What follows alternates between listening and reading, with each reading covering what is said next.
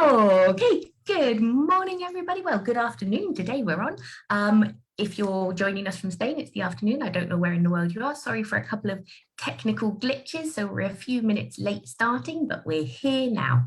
And today I'm joined by Neil McMillan, and he's the current president of a group called the SLB Co-op, which is a group based in Catalonia, in Barcelona, up in the north of Spain. I'm sure he'll tell us more about that towards the end of the session.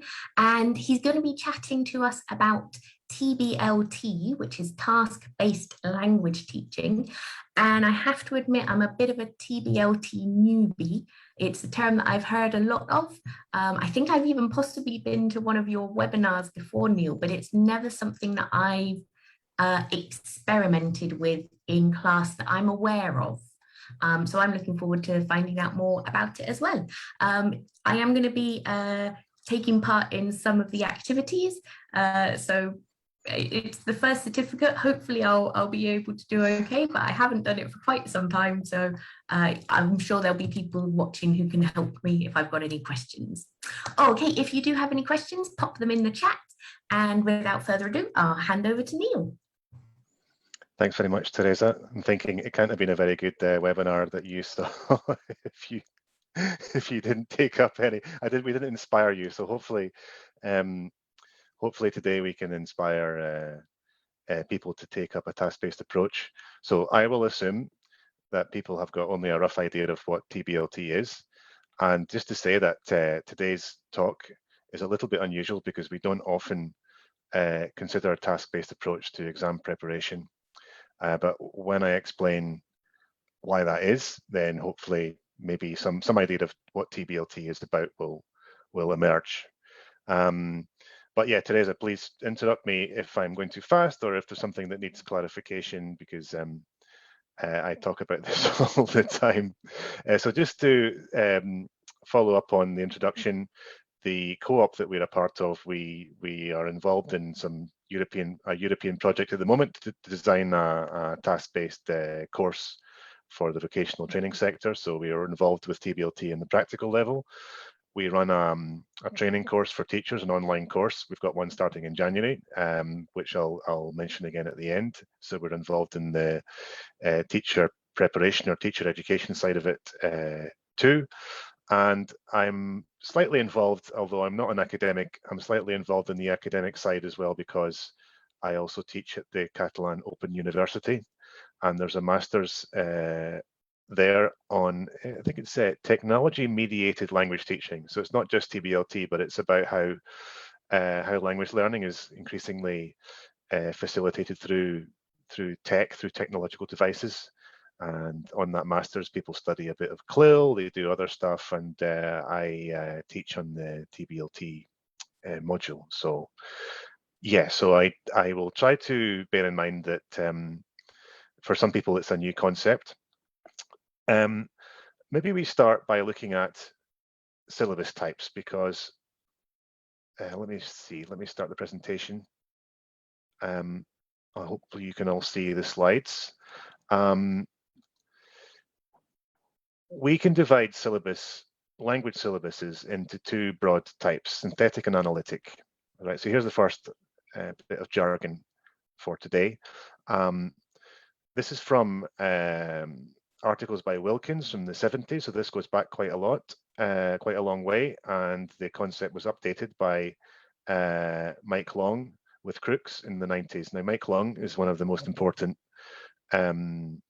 I suppose, writers, thinkers, practitioners of task-based language teaching, sadly passed away last year, but made an enormous contribution. What's this about? Basically, a synthetic syllabus is the kind of syllabus that I'm sure most of you are very familiar with.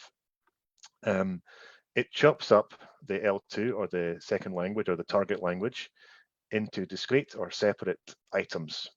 And then it presents those items one by one, not always singly, maybe in combination with some other bits.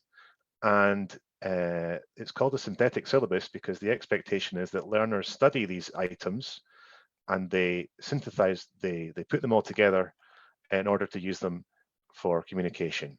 So The classic example is the structural syllabus. That's to say that we divide up the language into bits of grammar.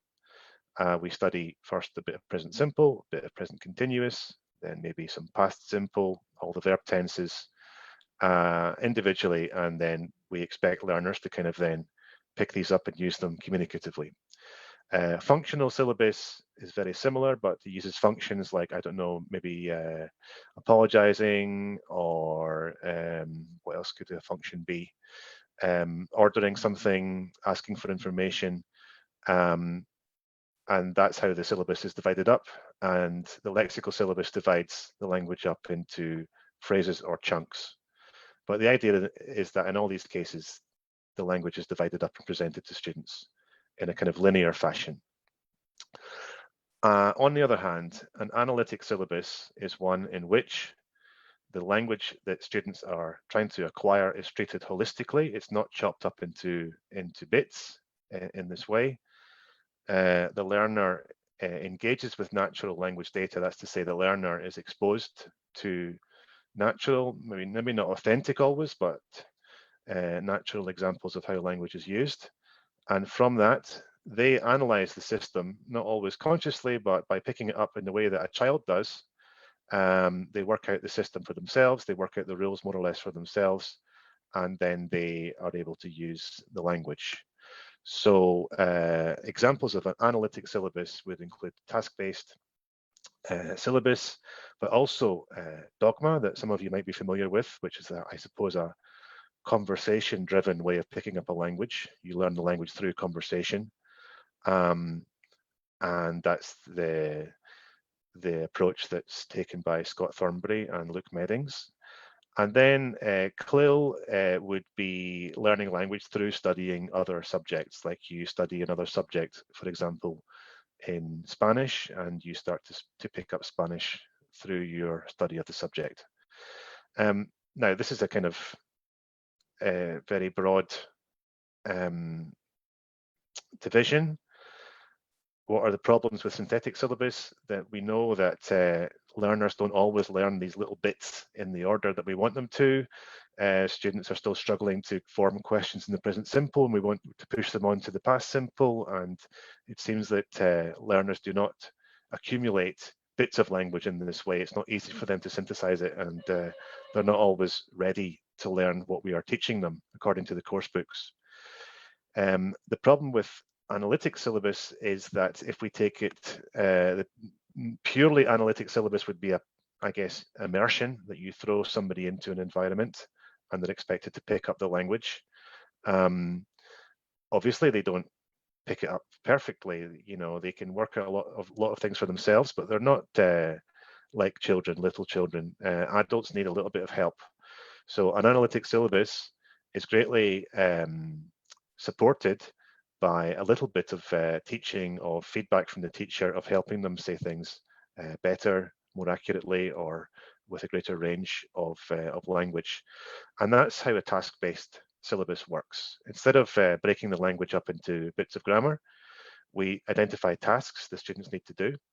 And well, we'll see examples of this today, but through doing tasks, through interacting with other students, through getting feedback from the teacher, the learners pick up new language, they get more fluent, but also, at least the theory tells us, they should also get more accurate and more sophisticated with their language as well. It's a learning by doing kind of approach.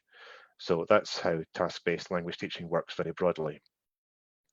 The other thing we could say about task-based compared to the synthetic syllabus is the synthetic syllabus, for example, as we get it presented in a course book, doesn't really take the learner's individual needs into account. It treats all learners as kind of one homogeneous group.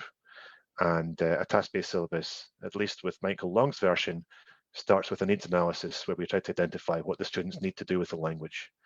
So the needs of a group of doctors are not the same as the needs of a group of university students who are traveling to spend a year in Wales, for example, are not the same as the needs of waiters in Barcelona or anywhere else who need to use English, are not the same as students at a primary school who are picking up English for the first time. So we start with the learner's needs, and from there we try to identify tasks they need to do and interesting tasks that they can try out in the classroom.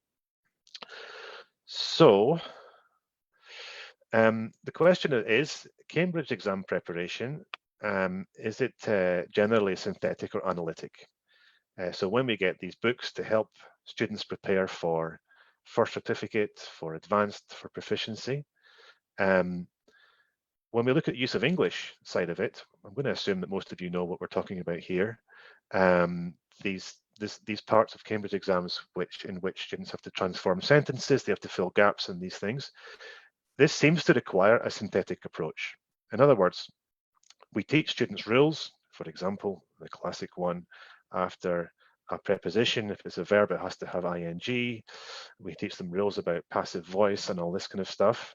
And we teach them these rules bit by bit, and we hope they can put them together. But in the use of English exam, it seems like they don't have to put them together. They just have to remember them and apply them to separate examples. So maybe a synthetic approach is justified for use of English, but please remind me to come back to this at the end, because I don't actually think that's true. But at least other parts of the exam in Cambridge suite of exams seem more task-like. So for example, in reading, they have to demonstrate understanding of texts. Now, maybe answering multiple choice questions doesn't seem like the most authentic thing to do with a text, but we can see that as a kind of communicative task. They have to come to a decision in the speaking exam. We'll look at an example later when they're given options, they discuss these options and they have to make a decision based on these things. So that's a task. In writing an essay, the students might have to persuade the audience of their point of view. They have to kind of demonstrate what their opinion is, support it, and persuade or contrast it with another opinion. So these seem to be more task-like, a little bit more holistic ways of using language. But when we look at Cambridge's own advice to students, now I'll just let you skim through this quickly. Please pause the video if you want to. If you're watching this later, pause it and read it in more detail. But this is about the part 1 of writing in first certificate, and the students have to write an essay. But if you look at the second section here, what do I have to practice? And Cambridge tells the students you have to practice using language functions, evaluating, opinion giving, hypothesizing, etc. So if we go back to the synthetic syllabus, this seems to be an example of an application of synthetic functional syllabus. We teach the students various functions for doing these things. And this is often what happens in these course books. We teach them various little chunks for giving opinions, for example. Maybe we teach them some conditional forms for hypothesizing. If this happened, then blah, blah, blah. And then we expect them to apply that in the exam. And I think, and please correct me if I'm wrong, that most of the books in which students are prepared for first certificate, advanced, they take this kind of approach. They teach bits of language and then they expect students to apply them. So Cambridge themselves give the opinion or give the impression that it's less a task and more a demonstration of the acquisition of various bits. But I think this is misleading. And also, if any of you are Cambridge examiners, we know that the examiners are thinking a bit more holistically when, for example, they're looking at a student's writing. And we know, for example, that the writing examiners spend 60 seconds looking at a student's piece of writing before they decide on a grade. And I don't think that when they're doing that, they're counting the number of opinion expressions the students made. I think they're taking a more holistic approach and they're seeing if it all fits together. Is it meaningful? Is it well constructed? And all this kind of stuff. My argument today is we can take a more holistic approach to tasks like writing and speaking.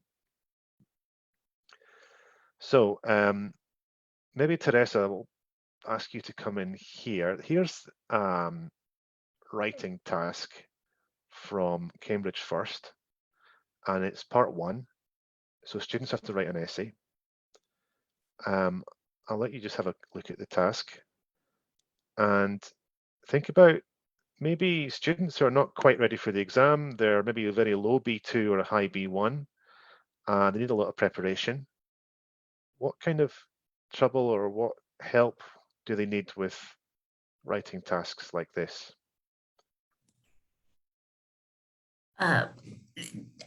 For one thing, that kind of your own idea, they struggle considerably with kind of understanding the level of what's being asked there, I think.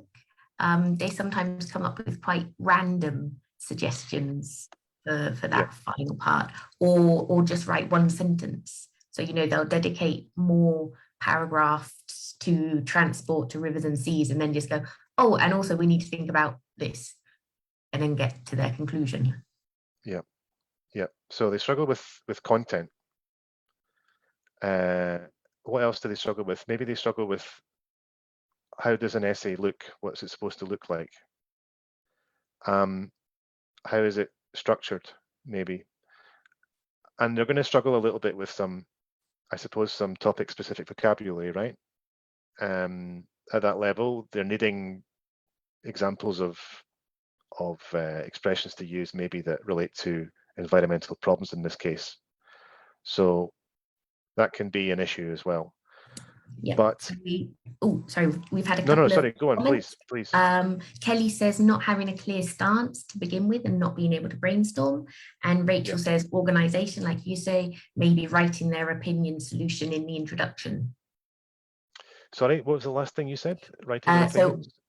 Organization, so maybe Yeah, they end up writing their opinion or a solution in the introduction rather than later in right, the text. right, okay.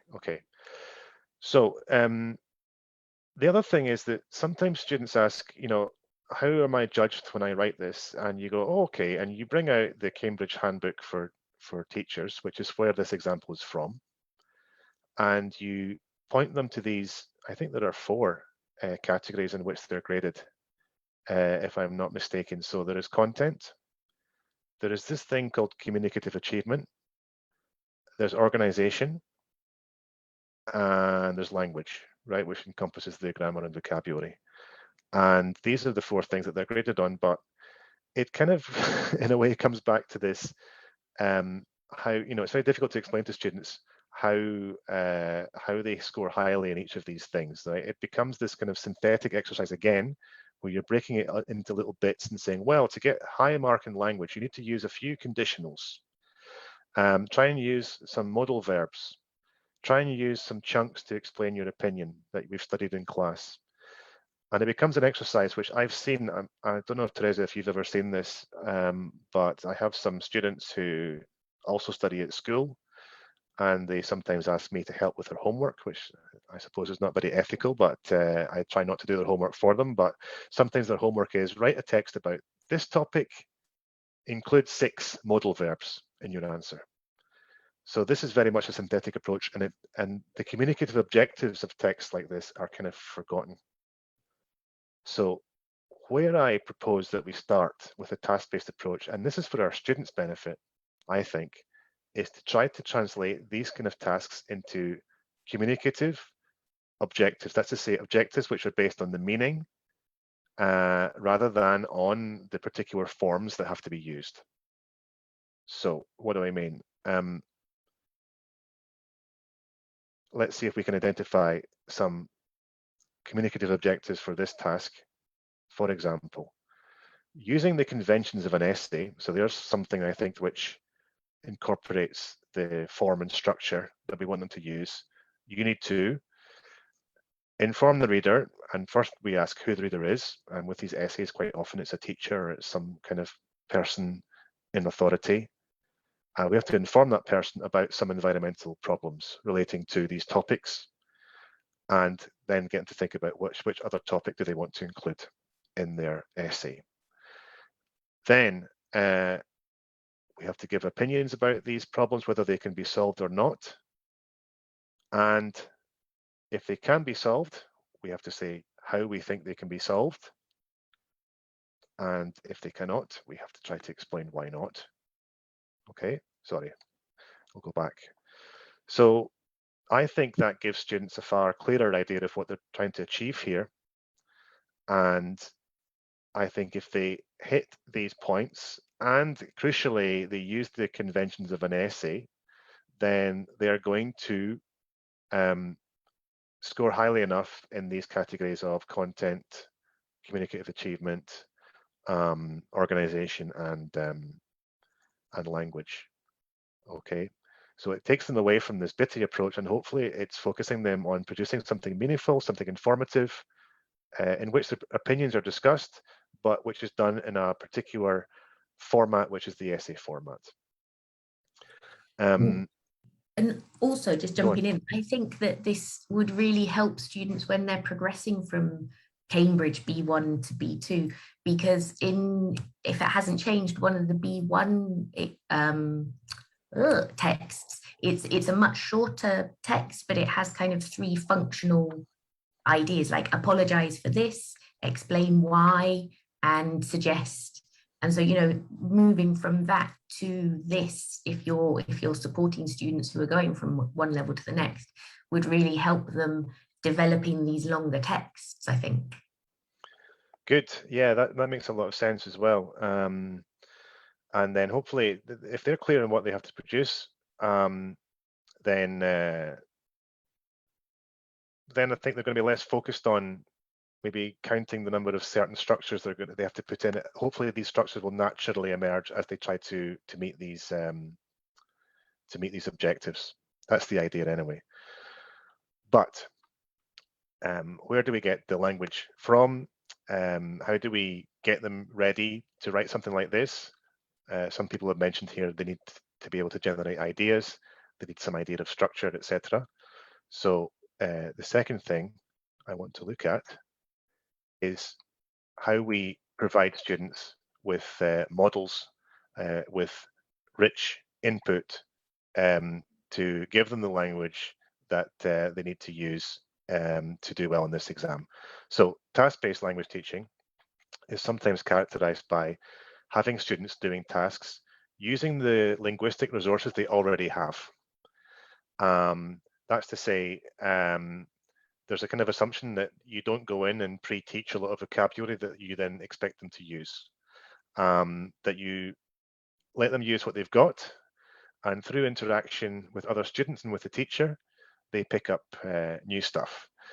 But this is slightly misrepresentative in the sense that a big part of task-based language teaching, like all types of language teaching, is we need to give students models to follow, to look at. We need to give them meaningful input so they can pick up new and interesting language to use in their own either speaking or writing. So the question is, we try to avoid doing this by the typical pre-teaching of vocabulary, to give them a list of 10, let's say, I don't know, adjectives about the environment that they have to use in their texts, or 3 structures that they have to use, because this is going back to the synthetic approach. We want to maybe give them more, let's say, holistic examples in which they can pick up new language. Now, I'll show you a paragraph from a student's essay. I'll just let you guys read this.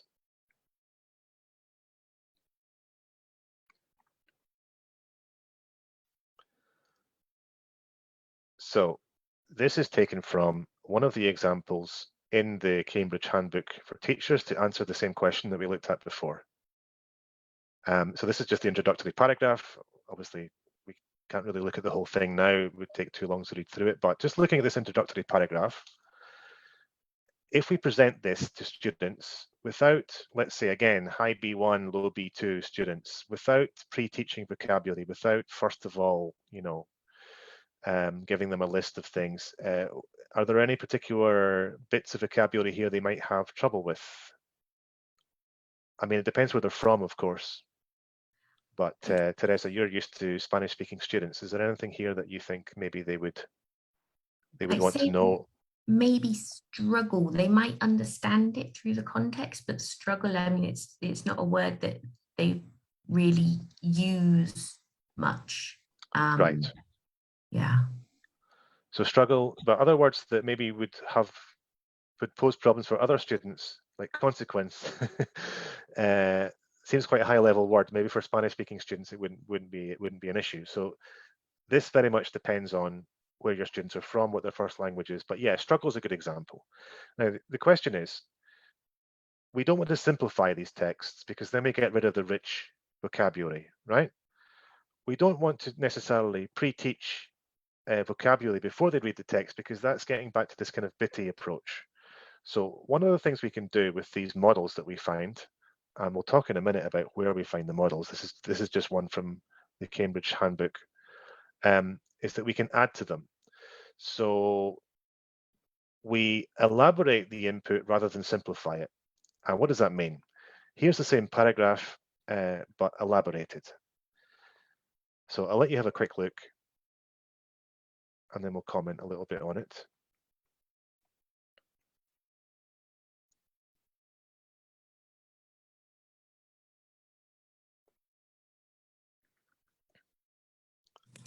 I like that approach. And it's quite easy to do. What's happening here, Teresa? What have we done to the text? So we've identified some synonyms or Yep, areas where we could provide definitions to support the students with that complicated language. right. So some of this is kind of redundant, really. It's unnecessary additions, but you can see how it keeps the text meaningful, but it's a kind of a text which teaches as it goes on. Now, I didn't think they would have problems with the expression surf the web, but I think surf the web sounds really 1990s. So I just thought we're more likely to say search the internet now. So I just added that as an alternative. Find out is not a very high level phrasal verb, but it's still a phrasal verb. And discover for a Spanish speaking student is a little bit closer to the language, the word in their first language. So it adds synonyms, it adds redundancy, but it helps them, I think, pick up new stuff. Suffer, I just bolded it because sufrir in Spanish is very similar. However, if your students have a very different word in their first language, you might choose to add some kind of synonym there. And then struggle, we've tried to kind of unpack a little bit with conflict, and also development, I thought could do with some examples there to help them understand what we mean by development. So this is elaboration of texts. I've got a reference at the end, and I'm happy to share the article by Mike Long, which goes into a lot more detail about this, but it's something that is quite easy to do as you take a source and you elaborate it. So what we're advocating here is providing lots of models featuring this type of rich input, which is elaborated, right? And building up a bank of elaborated texts. Now, I've put sources and with question mark. Where do we get the texts from? I mean, I think teachers write them all the time. Students write good ones as well. We could start with students' texts. Course books have texts that we could take and elaborate as well. But today I did something that kind of scared me. I don't know if you've noticed this thing that people are going on about a lot, but it's called Chat GPT, and it's artificial intelligence language generator. Have you heard of this, Teresa? Have you Yeah, it's tried been it? a really big thing the last couple of weeks on Twitter. And actually, Charlie's lessons, I was going to share a link to a video that he did explaining a little bit what you could use it for in class. But yeah, so I've heard of it. Right. Well, I don't know if I can show you it now. If we get time at the end, we'll try to show it to you. But basically, I asked this artificial intelligence thing the same question as, so if we go back, this. I mean, I rephrased it, but I said, write me an essay of maximum 190 words, which I think is the limit at first, about blah, blah, blah, all this stuff, includes transport, rivers and seas, and another idea.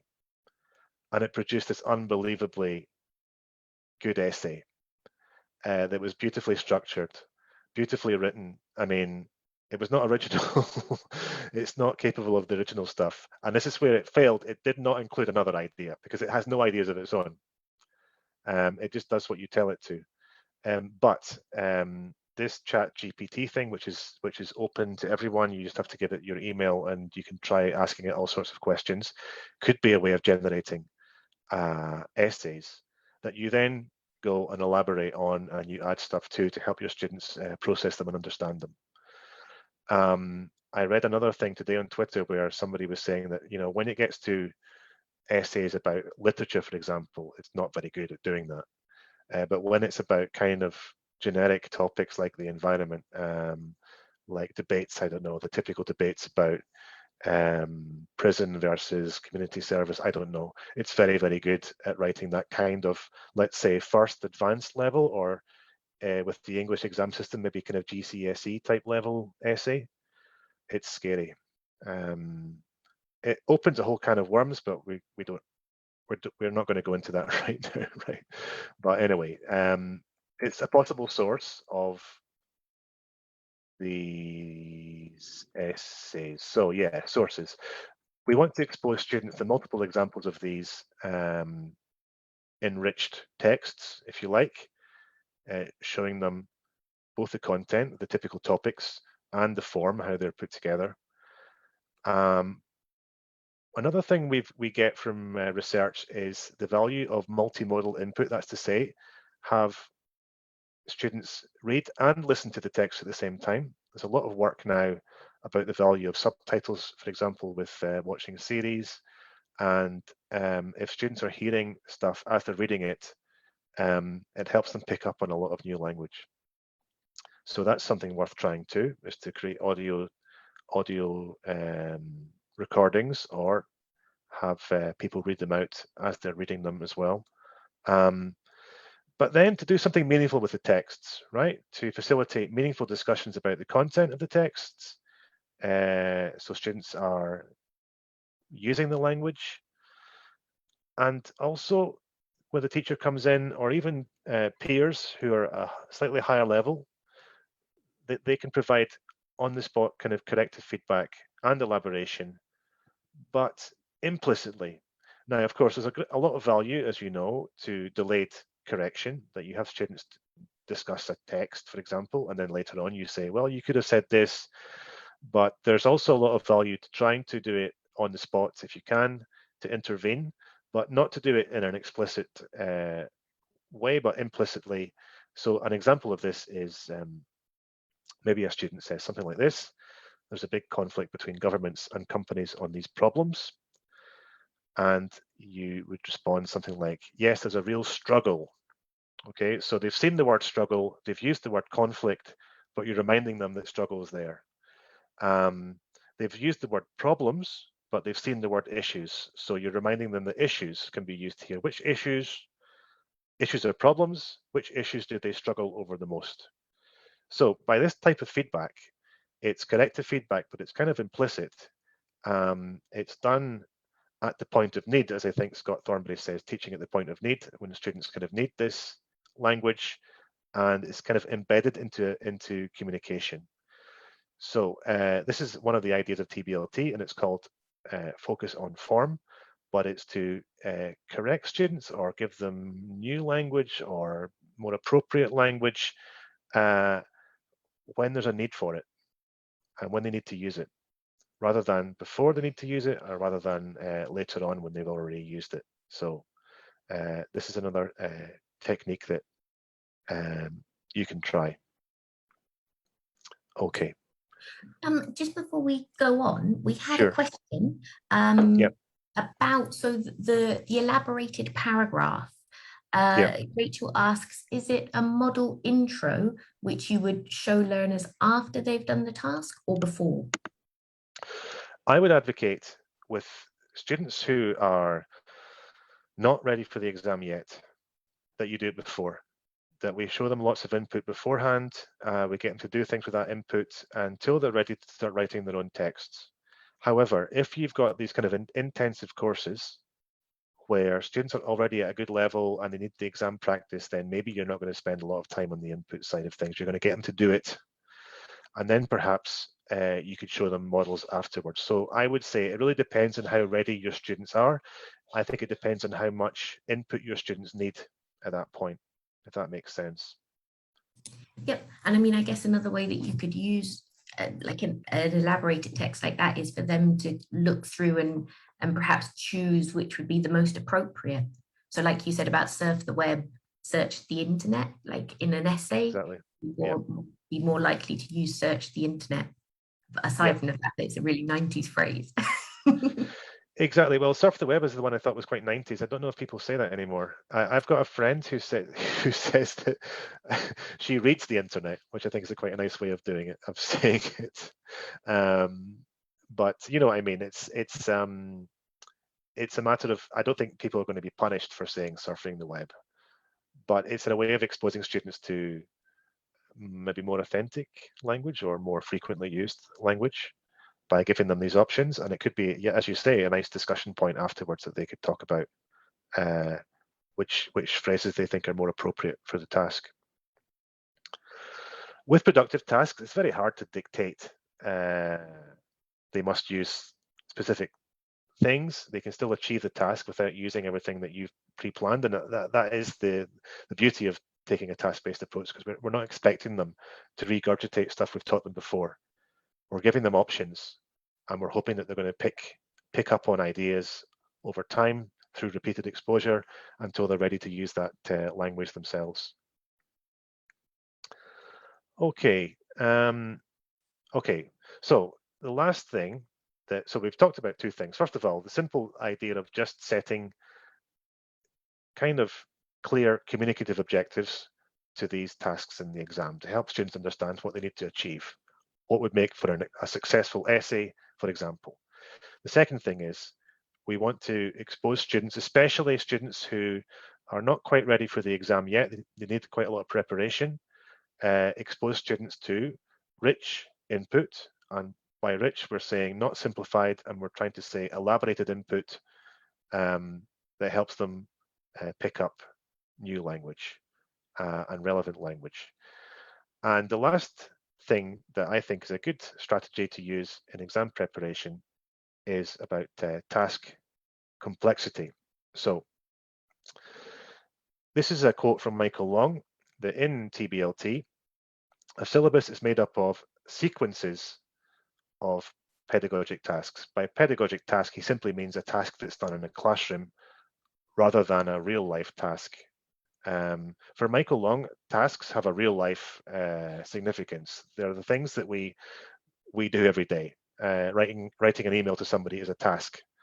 But the task in real life for Michael Long is called a target task. That's what we would hopefully be able to do in real life. And the pedagogic task would be simpler versions of that we can do in the classroom. But what does he mean by sequences, and how do we sequence these pedagogic tasks? The idea is that we might start with these input tasks, but then when we get to productive tasks, we want to start with simple tasks, and then we progress to more complex versions of that task. This is a little bit different from the Jane Willis TBLT model that some people might know, where you start with a bit of input, but then you have planning, then you do the task, and then a reflection, and then you have a kind of post-task language focus. This is about taking students through different versions of pedagogic tasks that get more complex as they go on. But the complexity is a cognitive complexity, not necessarily linguistic, although it's quite hard to separate the two things. But that's to say that the tasks put demands on our thinking. And this is based on work by Peter Robinson and Peter Skian. If people want to follow up, I've got references at the end. And there's some conflict between these two guys, and I'm going to really simplify some of these ideas in the next few slides. But if you want to chase up on this and look into it further, then you can. But let's look at a quick example. This is from, in fact, my boss at the Open University, Alexandra Malitska. So I'll read this out, and I don't know if that's the right thing to do, but anyway, a simple task is one in which learners are given the time to plan, prior to engaging in task performance, when reasoning demands are low, and when they narrate in the first person or in the present. Conversely, a complex task is associated with no availability of time to plan, with high reasoning demands, and narrating in the past or taking another person's perspective, right? So it's more demanding cognitively to talk about something that happened in the past compared to commenting on something that's happening right now. It's simpler to talk about your own stuff than it is to try to take the position of another person. Okay. Now you can see how also it demands more language to do these more complex things, but that's part of the idea here as well. But I think is a good principle to start with the cognitive complexity, not linguistic complexity. So now this is from Malitska. Now what she did was she did a study of the needs of hotel receptionists in Barcelona, and they need to speak in English a lot. And one of the things they need to do is deal with overbookings in their hotels. And as an example, Alexandra came up with a simple kind of task, classroom task related to dealing with an overbooking, up to a more complex one. So what did they involve? The three versions of the overbooking task. The first one, it wasn't even really overbooking. It was a very simple version in which the receptionist simply describes to some clients which rooms are available. So very little to think about here. You have a bunch of rooms and you say, we've got this double room, we've got single room, the rooms are no smoking, and which room do you want? Okay. So in this case, there's not even an overbooking element yet. Then when students had done that task, then they had a second task, which was more complex, in which there was an overbooking. And then you have to, again, describe the other rooms that are available, but also apologize and recommend the best option depending on the characteristics of the client. So there's more stuff to deal with here. There's more reasoning to do, and there's a higher cognitive load. So it's a more complex task. And the idea is that this will push the students to use more language, more complex language, more accurate language. Then the most complex version was the same, but you also had to justify your recommendation. And in fact, the new rooms were not even in the same hotel. So you have to direct the clients to another hotel. So you have to, I suppose, get away from the here and now of the immediate environment of the hotel and give directions to somewhere further away. So you can see how the task gets more complex. There are more elements, more rooms available, further away. And this is the idea that as the students progress through these tasks, they're continually being pushed to use more complex language, to use better language, more precise language. The problem is, of course, that maybe this is going to reduce their fluency. And this is one of the things that this is the debate in task complexity. If you push this thing, then maybe it takes away from another thing, right? If you want students to be more accurate with their language, then they're going to get less fluent. But you can see hopefully how this is a process which could be useful for tasks in language exams. So the example I would like to look at, I'm going to skip this one. This is getting too much. We might come back to it, but this is again from the Cambridge Handbook for First. This is the speaking part 3. So students are working in pairs or sometimes in groups of 3. They have to discuss the question and they have to discuss the options. And then I think they're given a second part of the task where they have to come to a decision about which of these ideas would be most effective to attract more tourists to this town. So again, as with the writing task, maybe Teresa, what do you think, what would make this task complicated or challenging for students to do you think? One thing that I've noticed is again, it's kind of less related to the language of the task, but the timing. They tend Yeah, to get very involved in one thing that they're very comfortable talking about, yeah. and then a less, either they spend too long on that point, or then they're less able to develop such good arguments, such good points and opinions for other ideas. So there's a lot of time pressure. Mhm. And it's quite hard for them, isn't it, to get around all these topics. I think they're given 2 minutes in pairs, right? 2 minutes, first of all, to discuss the options. And then another minute, I think they're given to come to a decision. So there's a lot of time pressure there, right? And there's something else here which I think makes it complicated for students in Barcelona. So I don't know about where you are, but in Barcelona, we don't have this problem of attracting more tourists to the town.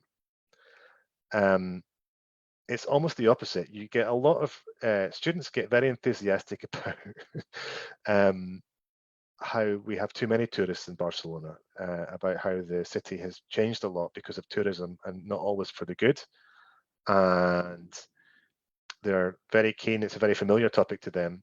It's not such a familiar topic to them to think about how you attract more. So in a sense, it's kind of taking them out of their comfort zone.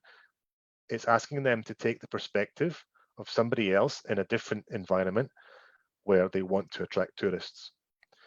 So that aspect of complexity where you have to take the perspective of another person is quite high here. And they have to think outside their own perspective a little bit, which could make it more complicated. But that would be the target or the exit task, if you like. That's where we want to get them to, is to do this. So what I suggest is that when you look at a task like this, you think about its complexity, and then you work backwards to try to create simpler versions of this that students can progress through before they're ready to do the kind of full Monty version like this, right? Let's see.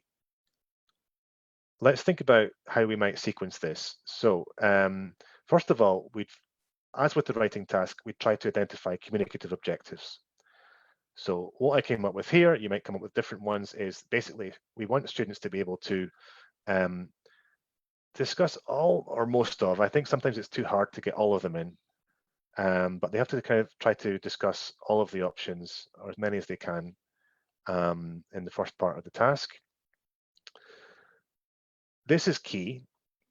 They have to listen to and show interest in their partner's point of view. And here's something else we've had from Cambridge examiners, is that they tend to see it quite negatively when students just seem to do their own little monologue, and then they go, what do you think? And then the other student does a monologue, and then what do you think? It's not very natural. And although it's not a very natural situation in the exam, it really impresses examiners when students do very simple things like go, oh, really? Is that what you think? And they do that kind of the kind of feedback. What's it called again? What's the name for that again? Well, Back channeling. back channeling, and Rachel said when you asked before what some of the problems were, listening to the partner and not listening actively. Yes, exactly. This is a problem. So I think it's really good to clarify that to them, that they'll do well if they actually listen and respond to their partners as they would in a normal conversation. What else? Identify differences in the opinions and attempt to resolve them. Now, I always tell students, I'm sure you guys agree, that it's often quite good to look for differences instead of constantly agreeing with each other, because you need to use more language when you disagree with somebody. You have to express your disagreement. You have to try to justify why you think differently or try to persuade. So it adds to the complexity, but it adds to the richness of the task when students look for differences and try to overcome them. And they have to obviously come to a decision. That's the key communicative objective. It's not always possible, and we sometimes teach them to agree to disagree in the end, but that's the important thing, is that they try to reach a decision or reach agreement. So first of all, we want to set these objectives. Secondly, we want to look at what we think are the cognitive features of the most complex version of this task, the version we just looked at. And we've mentioned some of these things already, but let's not worry too much about these distinctions. But developmental complexity, these are the aspects of complexity that might push you to use new language. Okay, there are 5 elements to discuss, so quite a lot of different elements to keep in mind as you're doing the task. Some of these are unfamiliar. For example, security cameras are not a typical concept in Spain, I don't think, to have in the streets. And as I said, for people in Barcelona, the whole topic is quite alien to them, the idea of attracting tourists, not reducing them. So there's a lack of familiarity with the topic. There's high reasoning demands to reach a decision with these 5 elements, okay? And I'm arguing that the most complex version of this would involve 3 interlocutors, not just 2. Because if you have 3 people, then you have to take into account the perspectives of 2 other people, not just 1 other person. So that makes it even harder, I think. So this is maybe the kind of where we want to get students to in the end. Okay. The other cognitive features, these are performative aspects. That's to say, these are the aspects of complexity which push us to use a language that we have more fluently or more efficiently. That's to say, it's a double task. There are 2 parts to it. So that affects the performance. It has low planning time. I don't know how much time they're given. It's maybe not even 30 seconds, but they're given a little while to look at the options and not very much time at all. And with 3 interlocutors, there's high time pressure, as we've mentioned, and 5 minutes between 3 people does not equate to 3 minutes between 2 people. I can't remember the calculation, but they have less time to talk about each option if they've got 3 people in the group. So that's what makes it hard. So if we work back from that, a simpler version of the task should include more familiar topics. So for example, rather than get students to imagine they're in a town that wants to attract students, I would keep in the same topic of tourism, but let's focus on things they know already. Let's start with what they know, what they're familiar with, and in my case, this would be Barcelona. I would reduce the number of options. Let's have 2 or 3 things for them to discuss and make a decision on. And I would ask them maybe not to make a decision yet, but simply discuss. Let's give them fewer demands on their reasoning at the beginning. So simply discussing options is less demanding than having to negotiate and come to a conclusion. So that would be make the task simpler. And of course, give them more planning time and maybe longer to do the task overall, so less time pressure. Okay, I'll leave that here just for a second or two, if that's clear. Okay. Then a more complex version should start to defamiliarize the topic, start to get them to take the perspective of another town, another place, another person. We start to add in more options. We start to increase the reasoning demands. That's to say, we demand more in terms of getting them to take the perspective of other people, perhaps demanding that they disagree with each other at some point, that they look for disagreement, and we might increase the interlocutors from 2 to 3. We give them less planning time, and we give them less time overall to do the task. Okay, so you would create as many steps as you think your students need before they get ready to do the task under exam conditions. But the idea here is that they gradually get more comfortable with the task. They get more opportunities to use the linguistic resources they already have. But when we add complexity, they're pushed then to think of new language, to try to recall particular expressions or bits of vocabulary that are appropriate to the task and use them. Maybe their fluency decreases, but then you give them more planning time perhaps to compensate for that. So some of this is kind of common sense. You kind of think about what your students need to help them get to the position in which they can do the task under exam conditions successfully.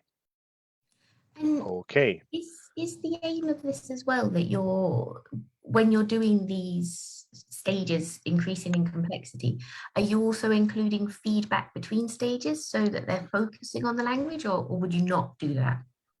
I would. Well, this is the first thing I was going to say actually here would be to try to intervene or give more feedback when we're pushing the developmental complexity. That's to say, when we add more elements, when we insist that they disagree with each other, for example, when we insist that they come to a decision, then they're being pushed to use new language or more complex language, and that's where they need more feedback. When they're given the same task again, but with less time, then we're maybe focusing on developing their fluency or their performative abilities. So perhaps then the typical thing is you intervene less when you want students to focus on fluency. Does that make sense? So I would certainly want to intervene more when we're pushing these, when we're adding more to the task. Then yes, students need feedback. They need that to help them pick up this new stuff. Other things you can do is to try repeating the same task under different conditions. So not making it more complex, but giving them the same thing, but the first time they do it is private, or that's to say they're in their little group. Yes, you're watching them, but trying to do it subtly. But the second time is a public performance, or it's recorded. So Peter Skehan's done a lot of work on this, and it's very interesting what happens when students know that they're going to be recorded or that people are going to listen back to what they've done later. They suddenly get more accurate, more careful about the language that they use. So playing with the conditions of the task can help as well. It's worth trying out, right? So again, why not record tasks and produce transcripts? There are other kind of tools, like one of them I think is called Otter, like the animal, the otter, to produce very accurate transcripts from an audio recording. And then students can look at the language they used, and we can do that kind of post-task feedback and language focus like Jane Willis advocates. So not just the in-task feedback, but post-task feedback too. And of course, take this and apply it to other Cambridge exams. What I've said today, I think, is very applicable. I'm more familiar with first, advanced, and proficiency, but you mentioned as well, Teresa, the B1. Is it key or KET or PET? I can't remember. PET is B1, yeah. I'm sure some of these techniques could be applied to tasks in these exams as well. Here's the pitch. Consider taking our TBLT course. I haven't put a link, but I thought, Teresa, if you don't mind, I'll give you a link to our course, and I'll give you a code for the Development Hub members, so you can get a discount if you're interested. But we go into these things in a lot more detail. And if people are interested in this approach, not just to exam prep, but to language teaching in general, then you'd be very welcome to join us. We've got a really good group. We've got a course starting in January. It's online, but with tutored elements. So there are tutorials as well as work to do on your own time. And yeah, I think if you're interested in TBLT, it's a good place to start. There are also courses there are MOOCs, I think, by university, sorry, what is it again? UCL, University College London, on task-based reading. So there are other courses out there that anyone interested, I encourage you guys to look for that, because TBLT is not often included in conventional teacher training courses. And actually, you mentioned reading. We've just had a question from Anthony. Do you have any advice on task-based techniques in reading or listening? I would say that the UCL MOOC is Andrea Revej, I think her name is. She's very, very prominent academic researcher on tasks. Did a really good course, which is free, which is focused on task-based reading.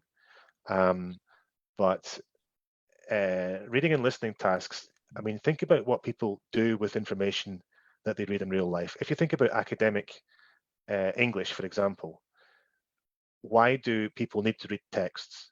Because they're going to do something with them later.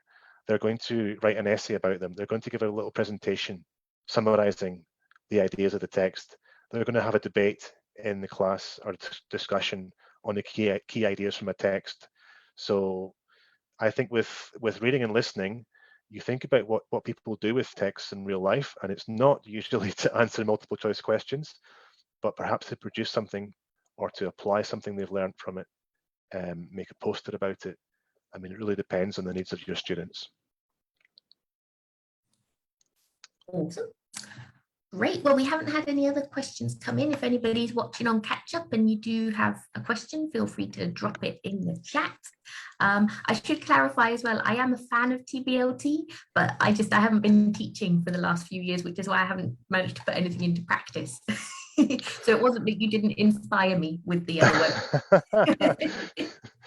Yeah, well, yeah, hopefully we've inspired people to dabble a little bit. I think the text elaboration is something people can start applying straight away. I'll just show this slide of references. So obviously, if you're watching the video, pause it.